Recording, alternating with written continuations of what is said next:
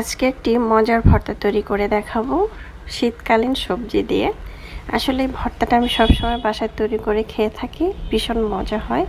Hello friends, আসসালামু আলাইকুম। আজকে রেসিপিতে স্বাগতম জানাচ্ছি। আজকে ঝটপট ভীষণ মজার একটি ভর্তার রেসিপি নিয়ে চলে আসলাম। আসলে আমরা অনেকেই অনেক রকম ভর্তা খেয়েছি, তবে এভাবে খেয়েছি কিনা তা জানি না সঠিক। তো এখন ভর্তাটা বানানোর রেসিপি শুরু করছি। প্রথমে একটি প্যানের মধ্যে 2 টেবিল চামচ সরিষার তেল দিয়েছি। সরিষার তেলের মধ্যে আমি এখানে শুকনো মরিচ দিয়েছি আর রসুন কুচি দিয়েছি। এখন এগুলো একটু ভেজে নেব খুব ভালো করে। আপনারা চাইলে শুকনো মরিচটা প্রথমে ভেজে তারপরে রসুনটা দিতে পারেন। এখন এগুলো ভাজার পরে উঠিয়ে তারপরে এটার মধ্যে দিয়ে দিচ্ছি পেঁয়াজ কুচি 1 কাপের মতো। আর রসুনটা কিন্তু ভালোভাবে ভাজতে হবে, যাতে রসুনটা হাত দিয়ে ভালোভাবে মাখতে পারেন। এখন পেঁয়াজ কুচিটাও আমি লাল করে ভেজে নেব। আর অবশ্যই সরিষার তেল দিয়ে ভাজার চেষ্টা করবেন, তাহলে ভর্তাটা খেতে অনেক বেশি ভালো লাগবে। তবে রেগুলার রান্নার তেল, সাদা তেল দিয়েও কিন্তু আপনারা তৈরি করতে পারেন, কোনো সমস্যা নেই। তবে বেশি টেস্ট পাওয়ার জন্য সরিষার তেলটা দিতে হবে। কাঁচামরিচ আর পেঁয়াজ একসাথে ভেজে উঠিয়ে নিলাম। এখন ওই তেলটার মধ্যে দিয়ে দিলাম কাঁচা টমেটো। কাঁচা টমেটোটাকে এখন খুব ভালো করে ভেজে নেব। এখানে পেঁয়াজ কলি দিয়েছি, দেখতে পাচ্ছেন। তারপর আমি এখানে আরও কিছু সবজি অ্যাড করব। আপনারা চাইলে টমেটোটা প্রথমে ভালো করে ভেজে নিতে পারেন, মানে আলাদা আলাদা করে ভেজে নিতে পারেন, তবে আমি একসাথেই ভেজে নিয়েছি।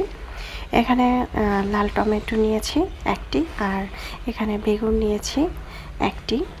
এখন এগুলো খুব ভালো করে ভেজে নিতে হবে, যাতে প্যানের সাথে লেগে যায়, এমন করে ভাজতে হবে, এটা মাথায় রাখতে হবে। আমি কিন্তু খুব ভালো করে এটাকে মেখে নিয়েছি। তারপর আমি একটি বাটির মধ্যে নিয়েছি শুকনো মরিচ ভাজা আর রসুন ভাজা। প্রথমে যে মরিচ আর রসুন ভেজে নিয়েছি সেটা এখন লবণ দিয়ে আমি খুব ভালো করে মেখে নিব।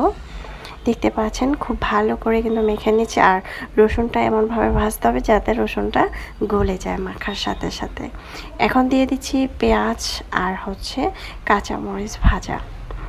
আমি তেলের মধ্যে ভেজেছি, কারণ তেলের মধ্যে ভাজলে ভর্তাটা খেতে অনেক বেশি ভালো লাগে। আপনারা চাইলে শুধু তেল ছাড়াও টেলে নিতে পারেন। এখন খুব ভালো করে মাখার পরে দিয়ে দিলাম টমেটো, তারপর বেগুন একসাথে যে ভেজে নিয়েছি। এটা কিন্তু ভাজি করলেই কিন্তু খুব ভালো করে সিদ্ধ হয়ে যায়। আপনারা চাইলে সিদ্ধ করে নিতে পারেন, কোনো সমস্যা নাই। এখন ভালোভাবে মেখে নিচ্ছি।